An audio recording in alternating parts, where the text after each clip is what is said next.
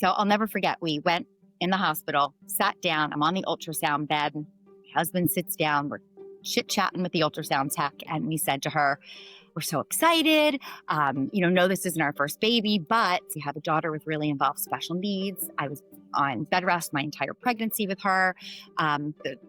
We had a set of twins. They were born really early. They were very sick. They were in the NICU for a long time. We're so excited to have a baby, praying to God that there will be no special needs and that there won't be twins and it won't be premature. And we're just chit-chatting. She didn't even know what to say to us. She just looked at us and she said, I don't know what to say, so I'm just going to show you. And she swiveled the monitor around and there were 2 heartbeats. And I just went, what? And my husband just said, is this a joke? Is this a joke? And I'll never forget it. I brought in one of my best friends for this episode. Melissa Epps and I met about 14 years ago when I started at QVC, but we became very close when I was in a season of my life in which I needed help. After the birth of my 3rd child, my husband was working in Los Angeles and Melissa came to help me rock a baby so I could get some sleep. It started as a friendship through service. She offered up and I was able to be vulnerable enough to say, yes, I need help. That relationship has become one of the most important in my life. And it all started with me saying yes to some help and her offering up, even in the midst of a life that was crazy. You're going to hear about her life, her 5 kids, mother of a severe special needs child, also her path through grief and caring for her mother as she ages. We're going to talk about being in the sandwich generation and what it means, and then also managing perimenopause and menopause along the way. So a lot of insight into my life and her life. And we truly believe that by us sharing with you and teaching you how to serve through some of this pain, it can make this transition and this season of life for you a little bit easier. Welcome into my conversation with one of my besties, Melissa Epps. Stay with us. There's so much more to come. I'm super into the research right now when it comes to creatine and collagen. In fact, let's talk creatine for a second. And the one that I trust happens to be Ancient Nutrition. Research shows that women naturally have 70 to 80% lower creatine stores than men, which means we're ideal candidates for it. And collagen we know is important not only as a protein, but it's also great for joint health. And I've been feeling the joints a little bit more. I'm in my 40s. I have that cold shoulder women's 40 thing that there's a lot of different things we can do, but it's really important to pump up your collagen. So I'm doing the 2 together, collagen and creatine, and there's actually a new product from Ancient Nutrition that puts the 2 of those together. Creatine is one of the most clinically studied supplements, and it's a game changer for women's wellness. It supports cognitive health. That's what I love the most about it. Muscle endurance and recovery, and it helps you build long, lean muscles and strength while staying sharp. And then you pair that with clinically studied collagen, which is what we get from all of our Ancient Nutrition products, and that can help you improve your joint comfort, your mobility, and your recovery. I take it right after a workout in the morning, and I still also love multi-collagen proteins and those peptides in my coffee every morning as well. So support your brain and your body and your beauty every single day with Ancient Nutrition so you can look toned, you can feel strong, and you can stay sharp. Here's what you do. You go over to ancientnutrition.com and put in the code StRest20. That's STREST20, StRest20 at checkout, and you'll get 20% off site-wide. Get your collagen, get your creatine, get your Ancient Nutrition.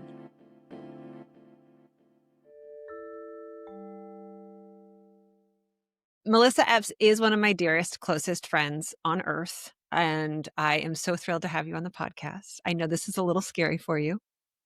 A little, but I'm excited.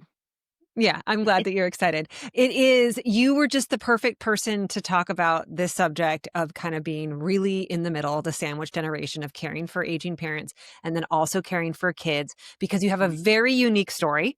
Would you give people a little bit of your background, your family story? Sure.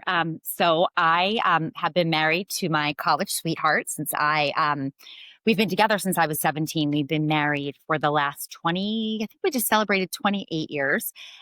We have 5 children. We have kind of a crazy family dynamic. We have an older Yes, she daughter. said She's 5, our, guys. She said 5 kids. I 5. know. And I haven't even gotten into it yet. So yes, 5 I kids, know. but our oldest daughter is 26, very involved, special needs. She's our Cassidy Hope, and she is my absolute heart. And then we decided to grow our family, and we thought, okay, maybe one more, be great. No, the Lord had other plans for us. So we had one set of twins. They are now 21. And then, as if we didn't have our hands full enough, we had another set of twins. We were blessed with another set of twins who are now 17 years old. So, yes, we have an older daughter with special needs, and we have not one, but 2 sets of twins. And none of them were fertility treatments. No, don't run in our family. And they all just happen naturally, just was meant to be. And it's crazy because I couldn't imagine our story or our life any different than how it is. Because we had our older daughter, Cassidy. She had very involved special needs. So we were very intensive on caring for her the first 4 years of her life, in and out of the hospital, trying to look for, what her diagnosis was. She actually had an undiagnosed genetic syndrome until about 2 years ago. We didn't know what it was. They actually called it Cassidy Epps syndrome. And she was just recently diagnosed. She is one of 75 in the world with this very rare disorder. So we wanted to make sure that we could focus completely on her and give her everything that she needed, for her to live her life as meaningfully as possible at that time. So we weren't sure if we wanted to have any other children. And, after we had spent 4 years kind of sending her blood samples all over the world, seeing every doctor, trying to figure out what was wrong, what her diagnosis was, the doctor just sat us down one day and said, instead of looking for what's wrong, we're going to start looking for what's right. And I'm going to tell you the number one thing that I need you to do. I need you guys to go home. I need you to make another baby. I need you to grow your family for several reasons. Number one, you need to heal your heart. You need to realize that this is not the normal journey of having children and parenthood. And you also need Cassidy to see, you need to have her be exposed to a typically developing sibling. So that's what we did. Got pregnant, was wonderful. Early on, we found out I was pregnant with twins. It was crazy. And then my water broke at 25 weeks. My water broke at 25 weeks. I had just come home from a baby shower that my friends had thrown for me. My husband was in Las Vegas, all excited, had just finished watching, a game and called me, was so excited. And I said, you need to come home. He said, why? And I said, my water just broke. And he said, why did your water? What do you mean? Like, it's way too early. You're 25 weeks pregnant. Typical pregnancy is 40 weeks, right? 40. Yeah. Yeah, 40 weeks. So I'm in the hospital. He flies home. Luckily, thank God, I was able to stay pregnant for an additional 2 weeks. So my babies were delivered 2 weeks later, 2 pounds each, teeny tiny little babies. Spent a lot of time in the NICU, a lot of time with oxygen, a lot of time with heart monitors. So that was devastating, to have my family all in different places. And yeah, that was a lot. That's a lot of trauma. We still can't hear a monitor going off or, smell the smell of that antiseptic scent of a hospital without being taken back to that point in time. If it wasn't Cassidy and her time in the hospital, it was our twins being in the hospital. But then they were great. After about 3.5 months, they came home. They did wonderful.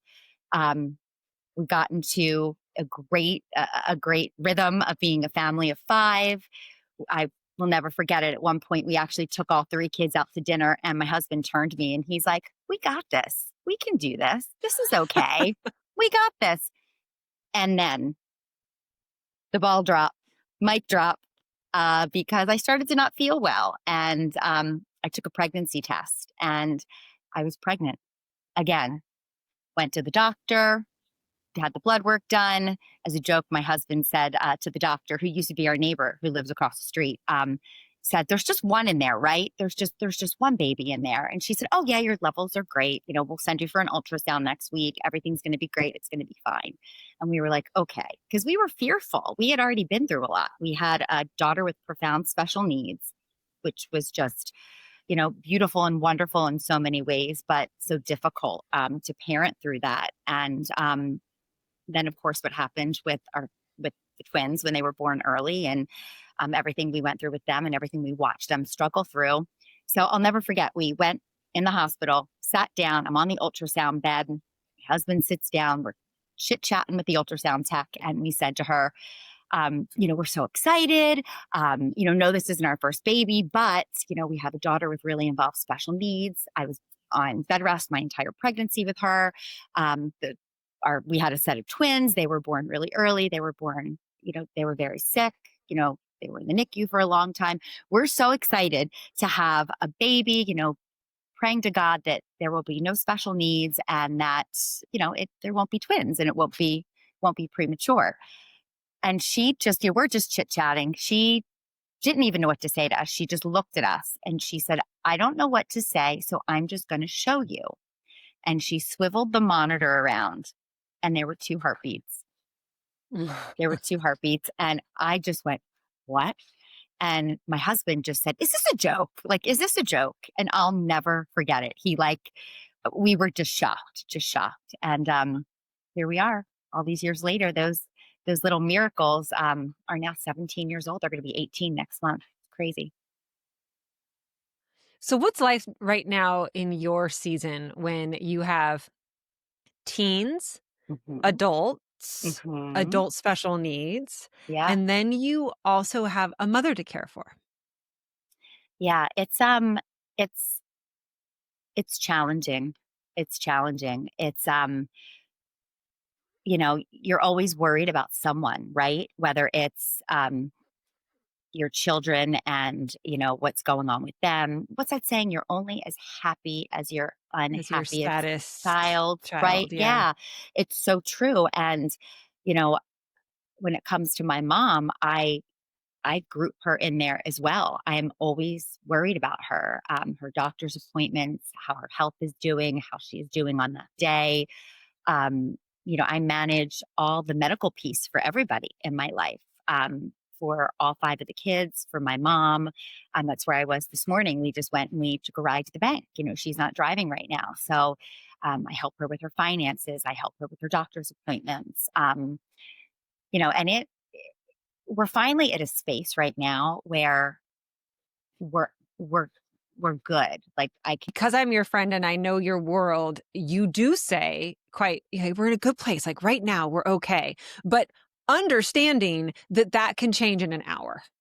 yeah. And to further kind of put things into context, my mom and my dad moved about 3 hours away, probably about 7 years ago. They moved, and that was wonderful for them. I was devastated because my mother was my biggest support, right? When I was raising my babies, when I was struggling through everything with Cassidy, everything she was going through, especially in her early years, she was my rock. She was by my side at my doctor's appointments. She came with me to therapy appointments all the time, and so really supported myself and my husband. She was wonderful. And when the kids were really little, she was also the one that would come and stay with them so that I could go to work, which was great because a lot of them were very medically complex and fragile. And my mother was a nurse. She's a NICU nurse. She was a case manager. She worked in trauma. So she was such a huge part of my life. So my parents moved. They were there for a short period of time, and then COVID hit. And the day that COVID hit, uh, we got a phone call from my father that my mother was diagnosed with breast cancer. So, then it's that shift, right? Where for the very first time, you start to see your parents as not these young, vibrant people that are helping to take care of you, but all of a sudden it shifts. And then it changed the lens through which I viewed everything. my mother's health was so fragile. And what do you mean she had cancer? And, I was going back and forth there several times a week, a 3-hour drive to help her through her treatments, to, um, support my father who was down there.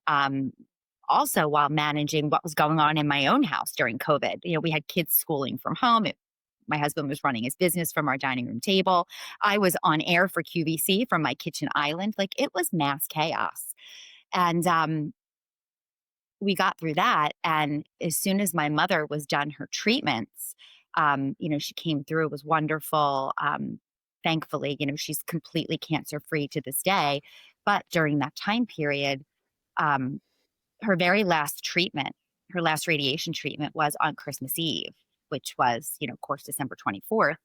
My parents then came up here in January because my father had been diagnosed with something that needed medical intervention ASAP. So he went on the operating table for a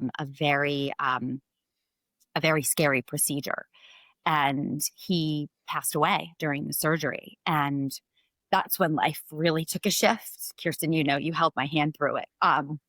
And my mother and father were always such a unit. They were together since she was 17, and they were each other's big support system. And he was gone. He just was gone. He just didn't come home one day. And I had to go through my own grief with that, help my children with their grief. But I also had to really show up for my mom because her world fell apart. She had just gotten through her cancer treatments and she lost the love of her life. Um, and ever since then, it's been my mom and I, and, I am her full support. And, it things got really complicated because she was far away. She was still 3 hours away. And as she's going through medical things, because she has some cardiac issues, as we were going through all that, I was driving back and forth for that until, she came to the realization that it was too much and she couldn't be that far for a lot of reasons. So then she, about 2 years ago, 3 years ago, she moved closer. She's about 7 minutes away. And she was doing really well for a period of time. And then she's had some new health challenges, and we've spent a lot of time in the hospital. Um, and we've had to go through a lot of things during that time period. I shift from a daughter to a caretaker, and that's so hard on a relationship, right? That's so hard on a relationship when you're the one helping with medications, you're the one that's managing the finances, you're the one that is making the doctor's appointments. There's a huge loss of roles and loss of independence for someone when they're going through that. Um, so after she got through this, most recent health struggles, um, she made the decision to move into a retirement community with assisted living options. So by her doing that, she's still super close to me, literally 7 minutes away. I see her at least once a week, if not more. We talk every single day. And, they manage her medications for her. But, during that time period, we had to have a lot of really difficult conversations. We had to talk about power of attorney. We had to talk about living wills. We had to talk about financial power of attorney. Um, all of those things that are really, really hard to talk about. Having the But we, driver's license, which is hard when you get to that point yeah, with your. yeah, that's And that's that's one hard. of the things that is so similar in both the caring for especially teens and young adults and then also aging parents is, and when there's health issues, it's even more so, Hmm. is that you can be the punching bag sometimes. You can be the one who, whether it's with your teens, whether it's with your parents, who you're the safe place, so they throw it all on you and it makes you feel like absolute crap because you're getting, you know, these are the people that you love the most and they're treating you horribly. And it's not necessarily their fault in either situation because it could be a result of aging, it could be a result of hormones, it could be a result of health. But Hmm. how do you manage that? I mean, you and I have been crying to each other or burying our Yeah, heads in the sand so many times because of that fact right yeah. there. Well, first and foremost, I think it's important to note that the reason that, and we always remind each other of this, right? That the Mhm. reason that we are that person is because we love them unconditionally. And they know that. Mhm. They know that they can do whatever they want. They know that they can say whatever they say, and we are their safe place. Um, how do you manage that? It's hard. It's hard. I've, come to and it's also interesting because I should also mention that, my education, like I present on QVC, but that's not what I went to school for. Like my graduate and my master's work is in gerontology and the aging of the adult population and the counseling of that population, specifically when it comes to loss of roles and the changes that go on and the dynamics within a family. So it's very strange for what I have counseled people for years. Back in the day, I was a social service director at a nursing home. I was a manager of a subacute unit. You know, I I was an activities director at one point in time when I first graduated from college. It's very different to counsel someone through that, but then all of a sudden you have to take all of that and you have to apply it to yourself and your Yeah. own experience. I mean, that was hard and it took me a minute because it's very different. But um I've learned not to take things personally, right? Because you can't take it personally. It just it just is always about where they are at that point in time. They the kids, the parents, when they're struggling, it's easy. It's just quick. That's what they do. They lash out at you. And you just have to not take it personally. It's a practice. It's a practice, right? Yeah, I mean, I don't I we say that. Mhm. Like, these are all things that Melissa and I say to each other, but then I don't know how well we practice it. Sounds And way it's a scary, right? practice. Yeah, and we give ourselves grace and just wondering because we're also both in a public facing role in work.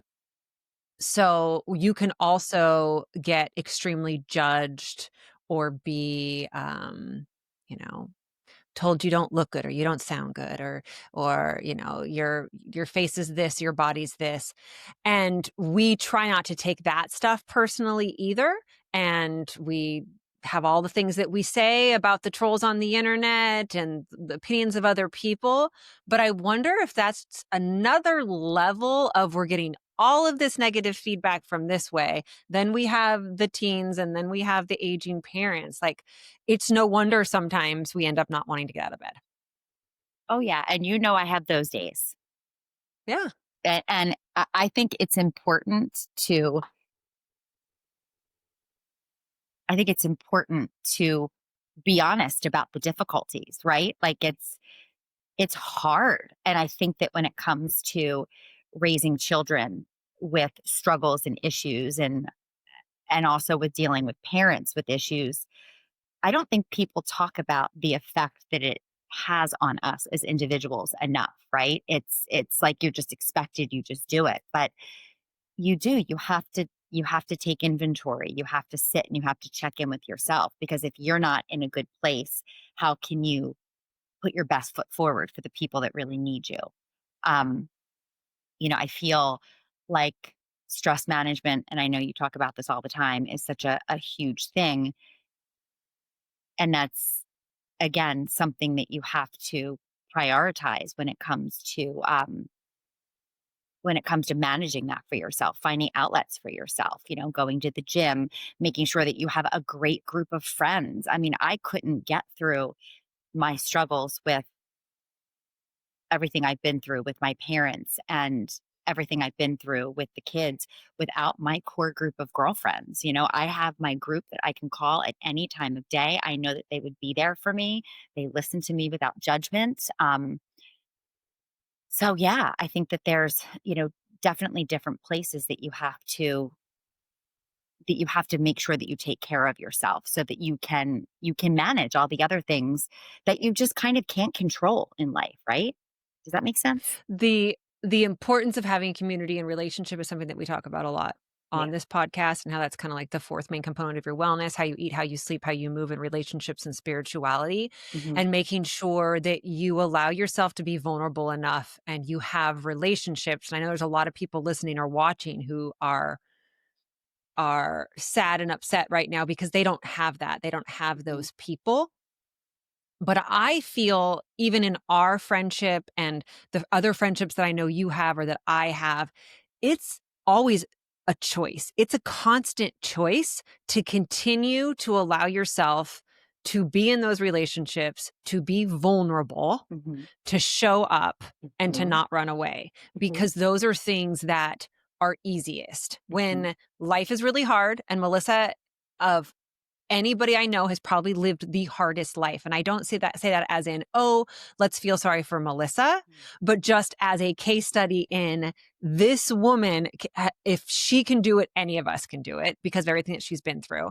But I've also seen how you will hide or hibernate Oh, yeah. or not connect to Yep. friends because you feel so bad about yourself or you're Mhm. so sad or you're so under it that Mhm. it's easier just to run away. And I think that the people out there who are saying, I don't have those friendships, and I don't have those connections, it could be because you're choosing not to pick up the phone. You're choosing not to make the appointment to talk to somebody. And Yeah. you've had to work really hard at that, Melissa. Yeah. But I also think it's important to know sometimes if you're just in it and you're just feeling it, I think it's okay to climb in that bed for a period of time. But the difference is Absolutely. you have to know when it's time to climb out. You And have to actually get out. and sometimes you need your friends to come and pull you out. You need your friends to be like, or someone in your life to be like, all right, we're going to walk tomorrow at 8 a.m. Or, you're going to meet me for coffee, or, I need your help with this. Right. So yeah, but it's a choice. It is a choice. And, you have to make the choice to water those friendships and those relationships. Um, and you need to find what works for you. But I'm a believer that It's a balance. it is, it is. But I'm also a believer that there is community. You just have to look for it in the right place, right? Whether it be your church, whether it be a support group, whether it be, that the parents of the kids that your kids play sports with. I mean, you can find it. It's there. It's just you have to make the time, and you do have to put the effort in. And yes, it is a balance, because when you're juggling work and you're juggling taking care of your parents and you're juggling taking care of your kids and you're, prioritizing your relationship with your spouse. And it's a lot. It's a lot. Um, so yeah, And I say it's a balance. And at the same time, I say balance doesn't exist because, nobody's going never. to be perfectly balanced Mm-mm. ever. It's Hmm. like, it's like fingernails on a chalkboard when somebody says, oh, work-life balance, or, oh yeah, you can have it all. You can have the career and you can be the mom at home. No, there isn't. There's no real Hmm. balance. Like there's Hmm. different seasons and choices for different seasons. Yeah. But that piece about it's okay sometimes to stay in bed, 100%. And understanding your body and understanding your grief level and knowing that, okay, today's the day that I'm just going to stay in bed. But Hmm. also, to your point, allowing that friend to pull you out, even if it's for a minute. Especially when you go through the death of a loved one. We went within a couple of months of each other. You went through your dad dying, I went through my Yeah. mom dying. And those processes are, you might stay in bed for a month, a Hmm. week, 2 months, Hmm. and you might come up for air for a little while and then go back to bed because the grief comes back and Right. hits you. Right. And that's okay too. Yeah, it is. It is. But I think that the importance of connection when you're going through that time, whether it be with the death of a loved one, whether it be struggles with your kids, whether it be managing that balance of being a part of that sandwich generation, that we find ourselves in right now. The importance of connection is everything Mhm. for sure. Yeah. Then there is the added layer of menopause. Oh, yeah. Oh, yeah. Isn't that fun? So awesome. As So if we how weren't has emotional enough. it's just It's so awesome. how has that changed things for you? Yeah. So I find, I first started to probably experience symptoms of perimenopause, that I started to acknowledge that that's what it was, probably about a year and a half ago or so. I would say I started to have, the not sleeping really well, the the irritability, the my emotions were all over the place. And it wasn't until I really started to learn about what the whole process was, what you go through with menopause. This is what it looks like, that I was like, oh, okay, so this is what's happening with me. Like, I'm perimenopausal. This is what's happening. And I feel like when you're going through it, it's, the sleep is a challenge. I'm tired all the time. Um, my emotions are all over the place. My anxiety is like crazy. It's like, what is happening? And being able to balance it all has has been a struggle. And I absolutely see how the impact of going through menopause has affected my ability to manage it all, right? So that's been fun trying to get all of that under control, the last year or so. But I've made some changes, and I really think that they're working, because I feel right now probably the best I've felt in a really long time. I feel like, I'm going to knock wood right now, but I feel like the kids are in a place where they're all doing okay.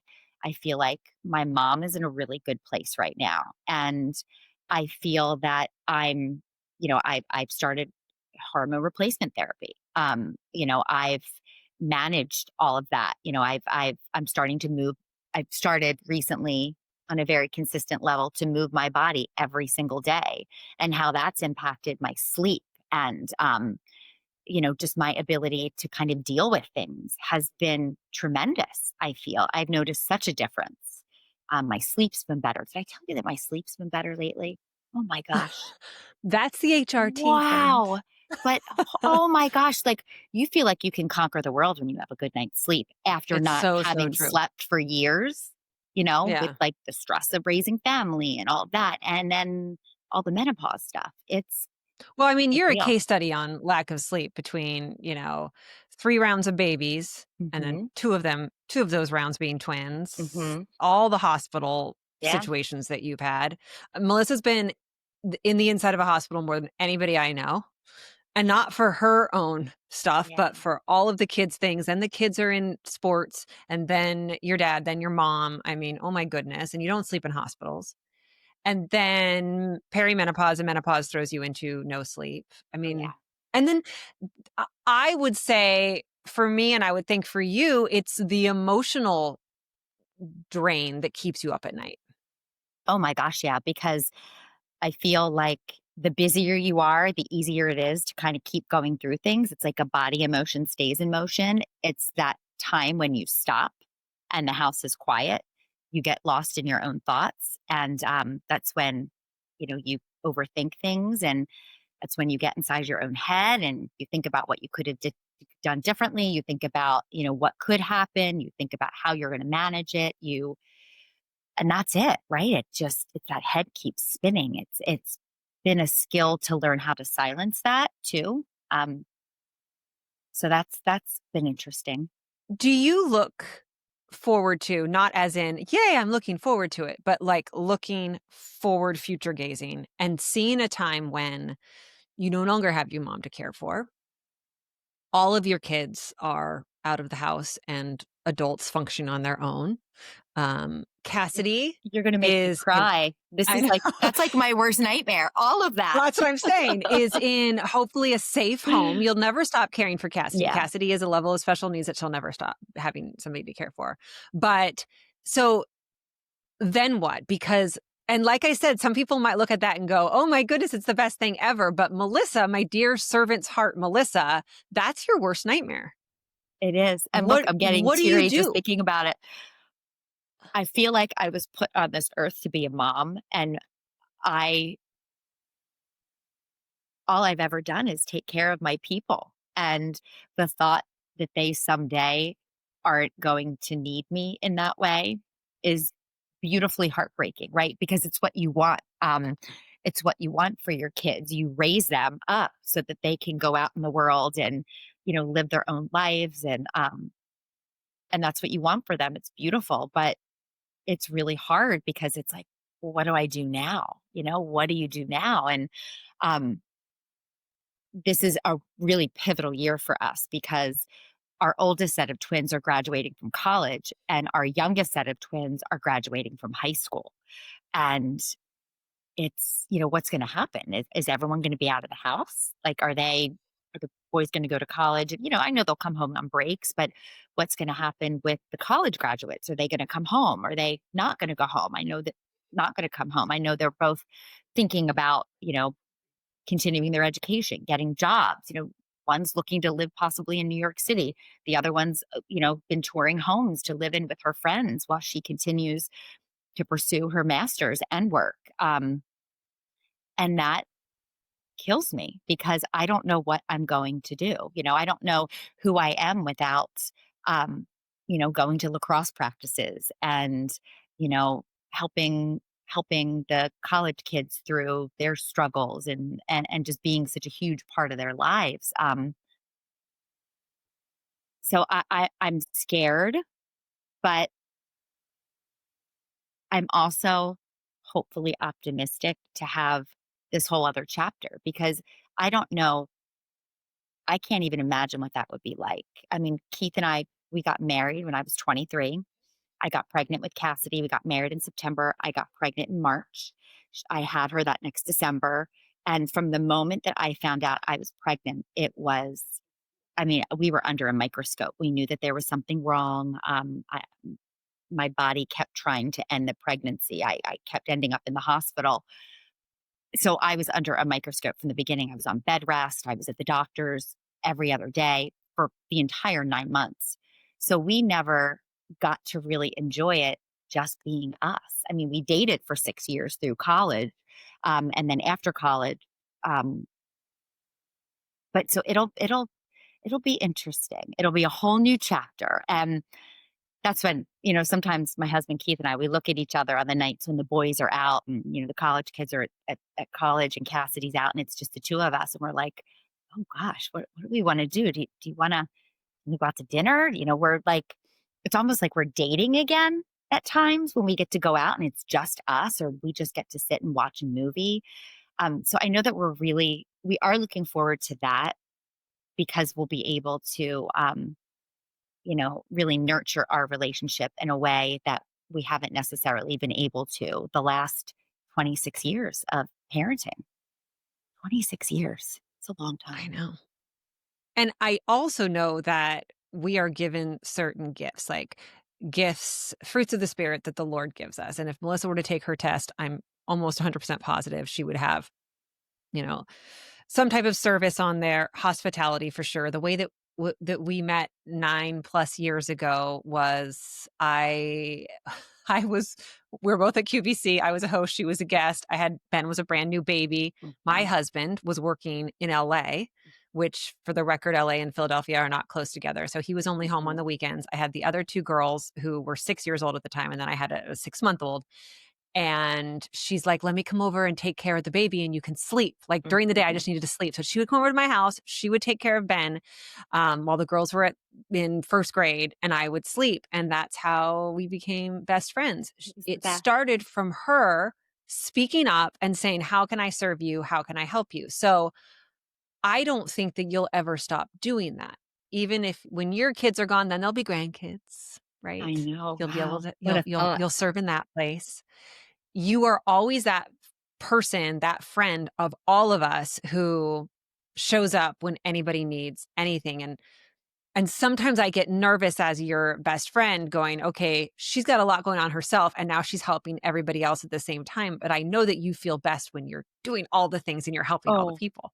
is there any better way to lift your own spirit than helping someone Yeah. that you love?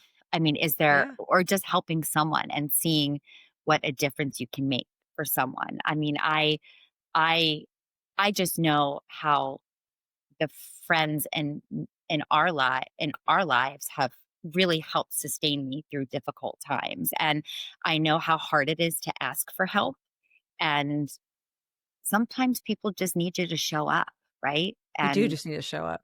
you Mhm. just need to show up, and you just keep knocking on that door if they say no, because you know deep down that they need something. And yes, it feels good to help them, but it makes me feel so good. I feel like there's no there was no better feeling than when you finally got back to me and you were like, "Yeah, okay, can you come over?" Like, "Yeah." And I was like, "Yes, thank you. Yeah. I get to hold and rock a baby." Like, that is just I loved it. It was wonderful. And then here we are all these years later. I'm gonna see if I'll you I know you had them on your phone, the pictures of you and Ben on, like, one of the first times. Oh, I I'm do. gonna send them to my producer. Maybe we'll mix them in. If you watch this on YouTube, I'll put some pictures over this so you can see them. Because oh my goodness. And Melissa then looks exactly the same, just as young, 9 years ago. yeah. You do? I'll send your check in the mail.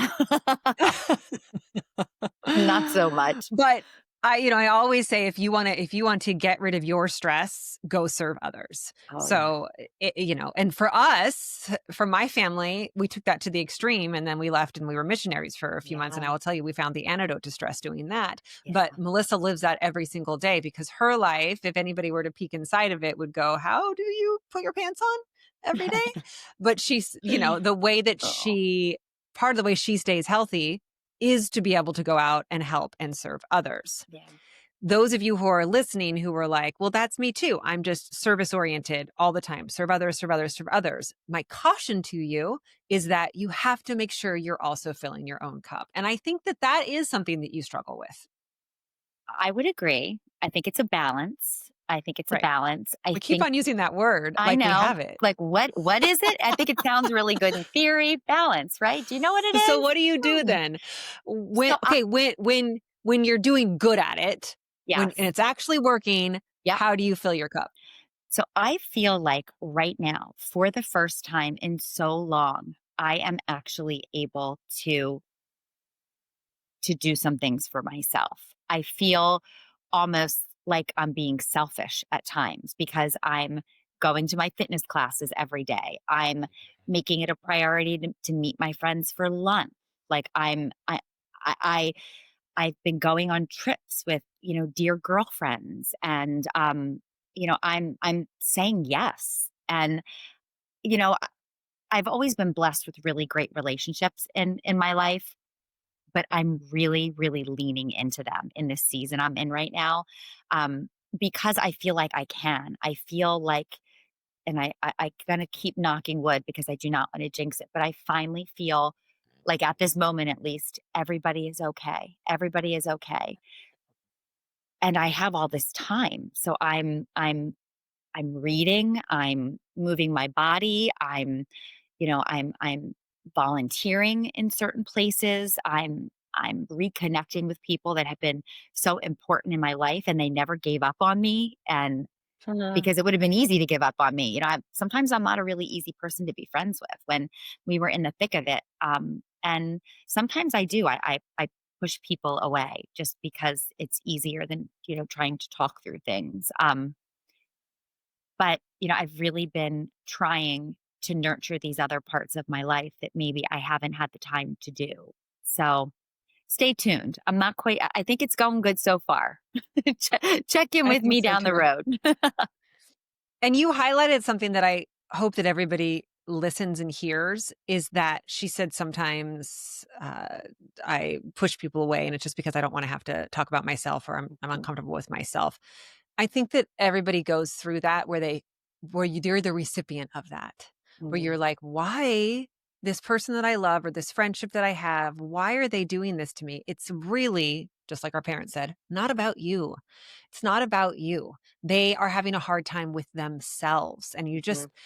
if you love that person and you're willing to do it, you just keep on showing up and Yeah. asking again and understanding that they're probably buried underneath the heaviness of their life and perimenopause if they're Mhm. in this age group. Mhm. And it's hard. It's hard to be vulnerable and speak up and put words to all that is the, shit show in your life. Yeah. Yeah, and I also think you touched on something that is so important, because when you are that person reaching out to someone and you feel that they're not, getting back to you and they're not responding to your offers, um, you take that personally, right? Because Yeah, you maybe it do. was hard for you to reach out and you to, um, try and offer your help. And when you don't get a response or they say no, you almost, you take it personally. And you just need to realize that it's not about you, it's about what they're going through. Um, and, whether that be with friends, whether it be with parents, whether it be with kids. I remember when we were going through some struggles with one of our kiddos through adolescence, a therapist, I'm a huge believer in therapy, PS, and by the way, Yes. a therapist gave us such wise advice and said, there's really nothing you can do for them. You just have to love them through it. And I just remember that all the time when I'm dealing with, a dear friend that, might be kind of shutting me out or not taking me up on my help, my offers of help, and just, okay, I'm going to try again. I'm going to show up with love and I'm just going to love them through it. Because at the end of the day, that's what you want, right? You don't want somebody to give up on you. Yeah. You know that she's my best friend because and she loves therapy because one Christmas she gave me a session with her therapist. Mm, That's a good friend right there. When you said, I'm a big fan of therapy, I was like, oh yeah, she is. So am I always. And we're right? always talking through different therapists in our seasons of life for us Yep. and for our kids. Yep. Everything. I'm reminded, and I wish that I had the research with me right now, but there was a statistic about suicide rates being Mm, really, really high for women in our age group, mm, menopausal and right after menopause, postmenopausal women, suicide rate being very high. And I'm reminded of that when I'm talking with friends who are going through rough times, or even myself when I'm just feeling completely hopeless, understanding that it's a result of time of life, being in the sandwich generation, taking care yeah. of kids, and then also taking care of aging parents, going through grief because people are starting to die in your life, but then also a hormone imbalance. Mm, So don't give up on your friends. Keep checking in on them. God forbid anything would happen. Just keep on trying. And I know that it's hard. I know that it's hard because you're dealing with your own stuff and then you're also trying to help your friends. yeah. It's so true. It's so true. And it's also interesting though. I'm a big believer in kind of, at this stage of life that we're in, we're talking about, kind of the changes that happen when you get in this stage of life, right? Like my kids don't need me as much. My mother is needing me more. I'm parenting kind of everybody. But then at the same time, I'm getting ready for an empty house. And, you know, I've had people that have been in my life for such long periods of time, but sometimes friendships change, right? Yeah. They do change. And I've found that it's been a really good and a healthy thing for me to set boundaries with some of my relationships too, which has kind of been a new thing for me because I'm always just kind of a people pleaser. It was kind of the role I had Yes. like in my family, right? I was always the growing up, I was always the one, everything's fine, everything's fine. And I still have that role to some degree in my own home with the kids, everything's fine. Um, but it's been interesting because I love Mel Robbins. Do you love Mel Robbins? Her whole Let Yes, I was Them just talking theory. with one of my I love clients her. about I literally said that to one of my clients to say today. I was like, did you listen to Mel Robbins and let them?" Her. I have a bracelet that my dear friend Mark Charles Massili gave to me because we are so sensitive. And it's that whole, it's my reminder, let them do it, let them be that way. But, I've really kind of taken inventory of my relationships and I've really made, um, I really made a conscious effort to surround myself with people that are positive, that people that I can learn from people that make me better, from people that, I help them and they help me because it's so hard if you're in one-sided relationships, right? Like there needs to be again that balance. But they Yeah. need to feed you in the same way that you feed them. There needs to be that reciprocity there. Because if it's not, it's hard. And at this season in our life, it's when you can feel so drained. You want to just be really careful about who you spend your time with, for sure. Yeah.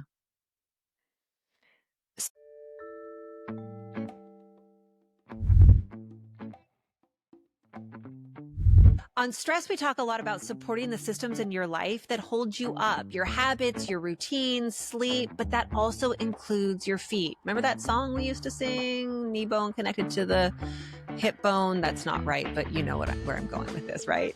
It's all connected and it starts with your feet. And if you're like me, you probably sacrificed comfort to style more times than you can count.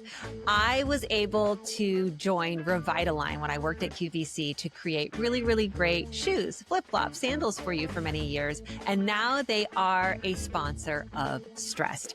I love this brand. My entire family wears them. It's all about aligning your body from the ground up, literally, but also doing it with super cute styles. I wear them around the house, on long days of filming, even traveling, of course, down at the beach. And the difference is my body feels better at the end of the day. And that's what I want for you as well.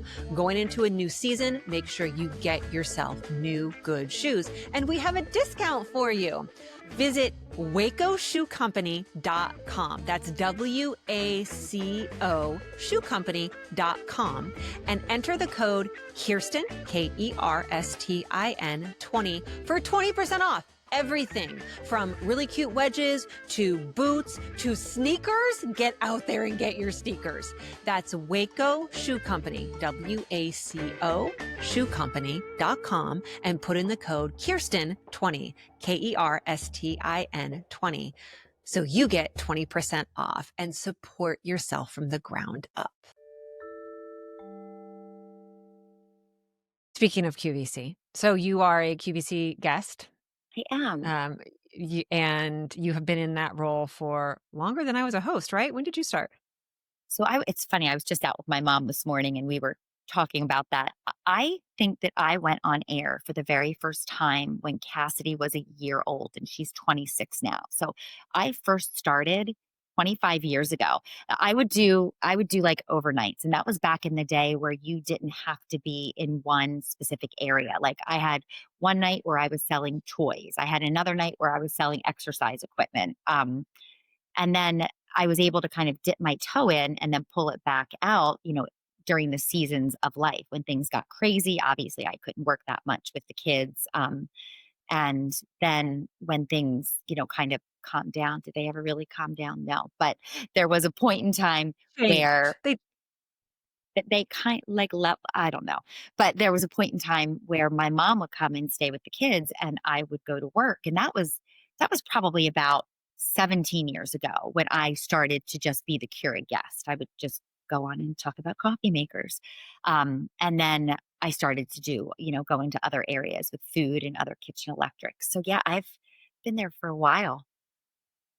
How do you manage that, especially through everything that you've been through, knowing the days of I just want to stay in bed and cry, or this is happening with this child and my parents, Mhm. and then you go on TV and you smile. How do you do that? First and foremost, I have said this for forever. What I do at QVC, I don't even think of as a job. It has been the best thing for me. One of like the top 5 things that because I do have 5 kids, one of the top things that has happened in my life because when everything was crazy here, especially when the kids were really little, um, I would be able to step outside of it for a period of time. And I got to put on makeup and put on clothes that didn't have like baby vomit on it or like poop on it or whatever. And I got to go out the door and I got to talk to adults. And that was during the time where the makeup artists would do our hair and makeup. And I just loved it. And the people that work at QVC, I mean, you know this, Kirsten, QVC is what brought us together. There, there is something so special about that place. The people that walk those halls and the people that you spend that time with in the green rooms have been the people that have shown up for me in my most challenging seasons of life with babies, with my mom, when I lost my father, the messages and the notes and the letters and the phone calls I got when I started a nonprofit for our older daughter, Cassidy. It was our QVC family that showed up in droves to help financially support this dream that we had for our daughter. Um, so it has always been such a happy place for me.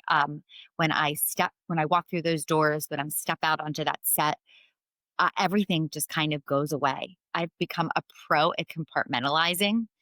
Some people might think that that's not necessarily a good thing, but I do it very well. So it's always been such a wonderful escape for me. And I'm so thankful for it for sure. Did that I think answer it's your definitely a question? skill. Yeah, and I think Okay. it's a skill that we all have, those of us who are on air at QVC, is that it is an escape from real life. It's still real life because none of us get up there and act. Because if you get up there and act as a Oh yeah, host or a no. guest, you don't keep your job. Mm-mm, mm-mm. We're real people, so we share a lot and we're real. But at the same time, I remember our scheduler back when we had one when I was a host, if something was going on in your life, oh, do you want some extra time off? Do you want this day off? And I would often say no, because as soon as the camera comes on, I can't think about my mom's health issues and these shoes at the same time. Like I can think a lot about a lot of things at the same time, but I can't do that. So it's Right. always an escape when you're on TV. And you're right. The people in that building, that was why it was the hardest for me to decide that I no longer wanted to be a full-time employee at QVC, Mm, was because am I going to lose those relationships and those friendships? Because those are life-giving. The people who go on TV at QVC are some of the best people you'll ever meet. And thankfully, I've come back in the manner that you have so that I can still have those connections. Now, I'm not there as much as you are. And I do wonder how, especially we're recording this at the end of October, going into our busiest season, fourth quarter. mhm, mhm, How do you manage?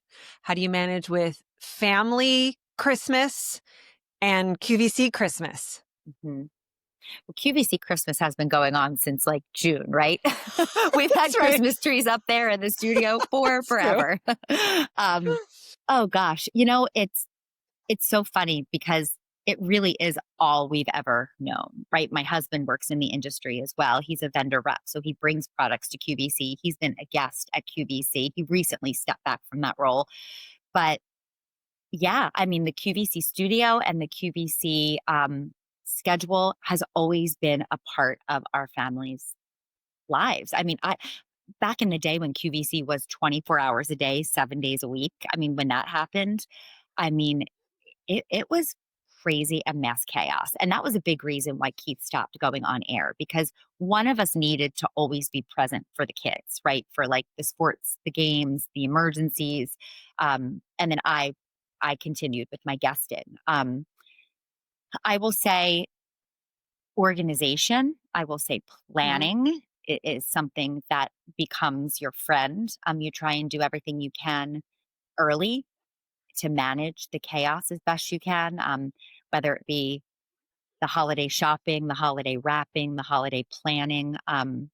I am so blessed because I have an incredible husband that he does everything I do, if not more than when it comes to, keeping a household running and managing the kids and being involved in the kids' activities. So, yeah, it's funny because I think the things that you put in place to help manage that and make it so it's not so overwhelming, we probably don't even give ourselves anywhere near enough credit because we just do it. It's just second nature at this point in time because we've done it for so long. Um, So yeah, I don't know if that answers your question. How do we That's manage good. the stress? Am I talking in I circles? also no, that's great. I also think that it's seasonal. I mean, Yeah, QVC in terms of going on the air as a guest, it's all the time. But yeah. this stretch, this push during Hmm. November until we call it last ship date in December, Yeah, okay, we're just going to run really, really hard, and then it's going to be over, and we'll get a little bit of a break. that's So there is that exactly. roller coaster, and you do get a break in knowing that okay, I'm going to push through and enjoying it. It's again when it doesn't feel like work, it makes a whole lot more sense.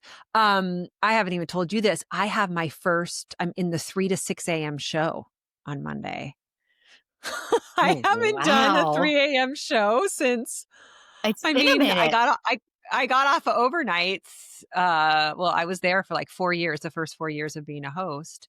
But what I'm talking about is I'm back as a guest for a couple of different products, and 8 Greens has an airing in the 3 to 6 a.m. show. So I'll be on at some point between 3 and 6 a.m. And I'm like, wow, what's that? I haven't done that in forever. Oh my gosh. And how are you going to manage that? What are you going to Well, do? again, for me, it's like, it's one day. It's Yeah. one So morning. one and done. And now being somebody, like, if I had to do that all the time, like I used to, and if I was at QVC right now where I know the hosts are working their buns off, Oh yeah. 4-hour shifts, 5 days a week, I wouldn't be able to, come home, sleep, and then be there for pickup at the end of Right. the day. So Right. So it's yeah, just a season. I think that that's such a good way to look at it. You can do it because it's not for forever. You just got to get Right. through it. And it is. And It manages. that is the same thing with taking care of parents that are aging. And that's the same thing with taking care of babies or teenagers. It is not forever. Yeah. It is a season. And I look back at when I was in the thick of it with my mom, similar, not the same, but similar to what you are going through now with your mom, Mhm. and being so overwhelmed and sad. But now looking back, going, oh, there are times when I wish I would have been more present, because I would wish, even in as bad as it was and as horrible as she could be to me sometimes, I mean, she has dementia, had dementia, so it was different. Um, I would still want her to be here and be able to do it again. And it is interesting you say that because, you know, when things were really a struggle between my mom and I, when she was in the hospital, she had two pretty long hospitalizations. And, there were some big decisions that we had to make during that time. We had to do living wills, power of attorneys, advanced directives, the financial piece. And again, all that loss of role. And it's where, as a child, you kind of step up and you have to help them do all that because they're not able to do that themselves. It puts such a strain on our relationship, right? Because a lot of times I would be dealing with stuff at home and managing stuff with the kids, and then I'd have to turn around and be there with her to help her through those things. And maybe I wasn't as calm and um caring in my approach as I should have been with certain things because I just had a certain amount of time and we just had to get this done. So I was like, nope, this is what we got to do. This is what we're going to do. And in that process, I probably wasn't as kind and gentle as I needed to have been because she was going through a really difficult time. And I needed to have a moment as her daughter and acknowledge that. And not just be worried about checking off my list so that I could make it there in time for school pickup because that was what was going through my head, right? You're juggling so many things. But when she made the decision, she came home from the hospital this last time, went back to her where she was living before with, no kind of help. And she and I had multiple conversations about, I was going over once or twice a day and helping her with her medication, helping her manage things that were so overwhelming. And those lines became really blurred and it really put a strain on my relationship with her between the two of us because I was essentially parenting her, and Yeah. she didn't like that, and I didn't like that. So when she made the decision for her to move into a continuing care retirement community on a floor that's independent living, but she can have somebody come help her with her medication. Somebody is checking on her every single day. If I didn't hear from her for a day or she didn't answer my phone call, I would be I oh my gosh, is she okay? There were times I would drive to her apartment when I would get off at QVC, from a midnight hit, I'd show up at her apartment at 1 o'clock in the morning because I just needed to make sure she was okay.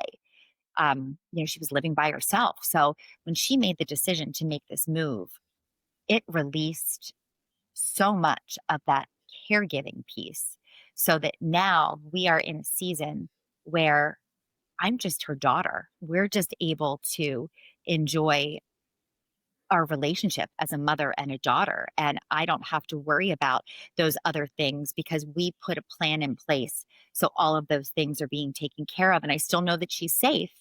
Um, but it changed the relationship and the dynamic. So, I went, she's not driving. I picked her up today. We went to the bank. There's other times, she comes here every Sunday for dinner. We have family dinner and she's able to be with us. It it's made things so much better, for her, for me. And it's brought us so much closer. I mean, I've shared with you, Kirsten, that the last couple months have been the best that they have been in a while. And I'm so thankful for it. And I'm really trying to spend my time being present with her. Um, because I can't imagine the day when I won't have that option. And that's a very good point for anybody who's wrestling with the guilt piece of, can I let my parent go to assisted living? Can I put them in a place where they're going to get help? What Melissa's saying is, when she was having to do all of the work herself, and I went through it with my mom and my stepdad, Remember. it ruined that relationship. The three of us, I mean, we wanted to keep her in the house as long as possible, but it it ruined that relationship. And then there's this piece where, when you start getting in that situation and the relationship has gone bad, then you feel like an orphan, even though you still have your parent, because the person that you want to talk to and feel better about your situation, you can't. You can't go to your mom and cry about your mom. There. Mhm. You know, you Mhm. can't go because you already feel like they're gone and there's nobody taking care of you and you're taking care of them. I mean, I feel that all the time, that I feel like an orphan. I know I still have parents on earth, but the one, my mom, she's not here. So there's no person to go to and be like, just take Right. care of me. Right. But letting yourself off the hook and saying, when you move them into assisted living, if it's the right situation, you might be able to get that relationship back. Oh, yeah.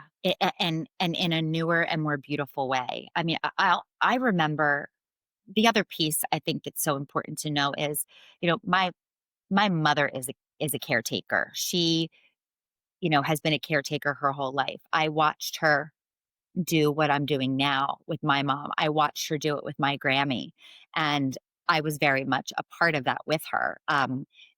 My mother and I and my aunt and my cousin, were in the hospital room holding my grandmother when she slipped away, when she passed away.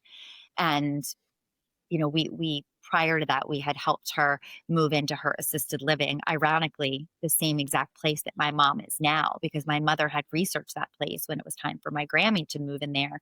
And it was where she felt comfortable. It just made sense that it would be the next step in her own progression. So I got to watch my mother have this beautiful relationship with my grandmother and take care of her. And now I get to do it for her. Um, but I'm really pleased with the pieces that we put in place to make it easier for both of us to manage, because it doesn't need to be as stressful, right? You need to make decisions to control the things that you can control so that you're prepared to handle the things that you can't control, especially in that whole dynamic. Yeah. I've taken up way too much of this Mother of Five's time My house is and a quiet. QVC host for like a second. Hopes and dreams is again, you're all listening to this close to Christmas. Hopes and dreams for 2026. Be selfish. Like, what would you want? Think big.